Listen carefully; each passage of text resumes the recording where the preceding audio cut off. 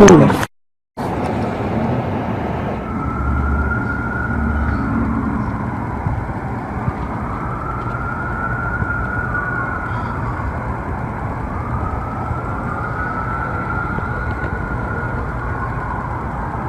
cop just kind of like put his coat over me and had his gun pointed that way, and we went that way.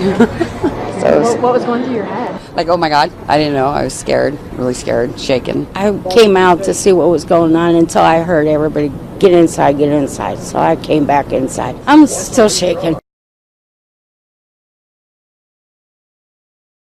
Hey, NBC News viewers, thanks for checking out our YouTube channel. Subscribe by clicking on that button down here and click on any of the videos over here to watch the latest interviews, show highlights, and digital exclusives. Thanks for watching.